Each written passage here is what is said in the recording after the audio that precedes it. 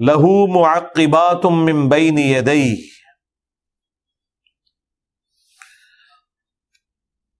انسان کے لیے یکے بعد دیگرے آنے والے فرشتے ہیں، آگے سے بھی، من بین یدیہ ومن خلفہ، اور پیچھے سے بھی، یحفظونہ من امر اللہ، اور وہ حفاظت بھی کرتے ہیں اللہ تعالیٰ کے حکم سے۔ انسانوں کے ساتھ فرشتے اٹیچ ہیں۔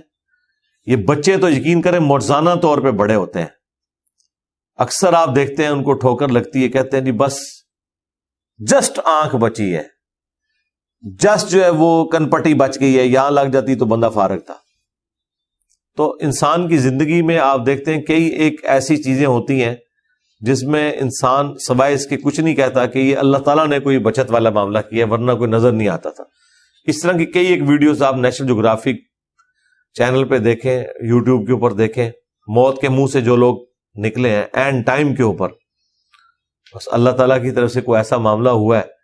کہ بچت والا معاملہ ہو گیا، تو وہ اللہ تعالیٰ فرما رہے ہیں ہم نے فرشتے مقرر کیے ہوئے آگے پیچھے جو حفاظت کرتے ہیں۔ بہرحال جب فیصلہ ہوگا کہ کسی کے اوپر کوئی تکلیف آنی ہے یا موت آنی ہے، پھر تو ظاہر ہے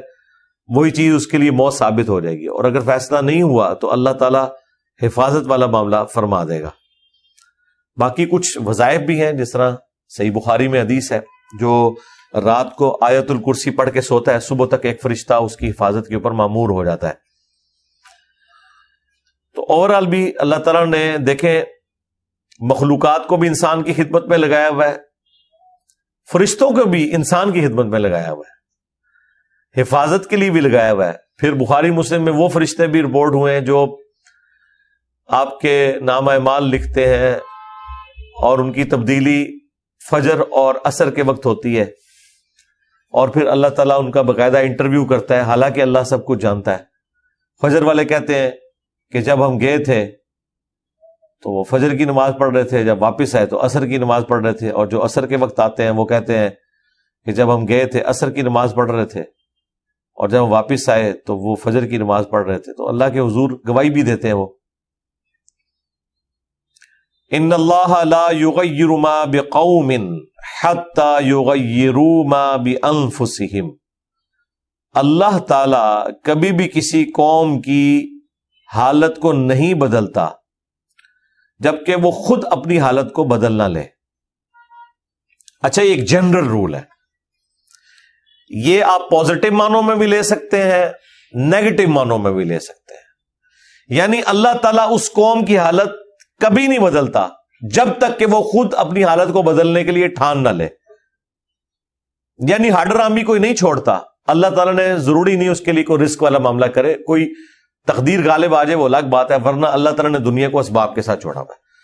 جب تک کوئی محنت نہیں کرتا اس کی حالت نہیں بدلے گی۔ اور دوسرا معنی یہ ہے کہ جب تک کوئی ایسے کرتوت نہیں کر لیتا کہ اس کے سبب اللہ تعالیٰ اس کے ساتھ کوئی نیگیٹو معاملہ کرے، اس وقت تک اللہ تعالیٰ اس کی نعمت نہیں چھینتا۔ تو نہ نعمت ملتی ہے نہ چھینتی ہے، مگر یہ کہ یہ اس چیز کے ساتھ جڑی ہوئی ہے کہ جو انسان اپنے لیے کماتا ہے، خواہ وہ اچھائی کو کمائے چاہے برائی، لیکن ان ساری چیزوں میں وہ چیز پیرلل میں ہے کہ جو اللہ تعالیٰ نے آزمائش والا معاملہ رکھا ہوا ہے، اس کو ایکسیپشن حاصل ہے۔ وہ کسی پہ آزمائش آئی ہے تو آپ یہ نہ کہیں کہ یہ جان بوجھ کے اس کے کرتوتوں کی وجہ سے آئی ہے، نہیں۔ آج کی ڈیٹ میں آپ نہیں کسی کو یہ کہہ سکتے کہ اس کے اوپر یہ عذاب الہی آیا ہوا ہے، ہاں، کیونکہ یہ تو وہی الہی سے پتا چلے گا نا یہ اللہ کا عذاب ہے یا اس کے اوپر آزمائش ہے۔ آج کی ڈیٹ میں آپ نے یہی کہنا ہے کہ یہ اللہ تعالیٰ کی طرف سے آزمائش ہے، تاکہ اس شخص کے گناہ معاف ہوں، اس کے درجات بلند ہوں۔ یہ ایک ذریعہ ہے نا ان چیزوں کے ذریعے۔ تو اللہ تعالیٰ کسی قوم کی حالت اس وقت تک نہیں بدلتا جب تک کہ وہ خود اپنی حالت کو نہ بدل لے۔ وَإِذَا أَرَادَ اللَّهُ بِقَوْمٍ سُوءًا، اور اگر اللہ تعالیٰ کسی قوم کے لیے برائی کا ارادہ فرما لے، فَلَا مَرَدَّ لَهُ، تو پھر وہ ٹالا نہیں جا سکتا، اسے کوئی بھی نہیں ٹال سکتا۔ وَمَا لَهُم مِّن دُونِهِ مِن وَالٍ، اور اللہ کے سوا کوئی بھی مددگار ایسے شخص کے لیے نہیں ہوگا جس کے لیے اللہ تعالیٰ تکلیف کا معاملہ طے کر دے۔ یہ وہی جو صبح شام کے اذکار میں بھی ہے، بخاری مسلم میں،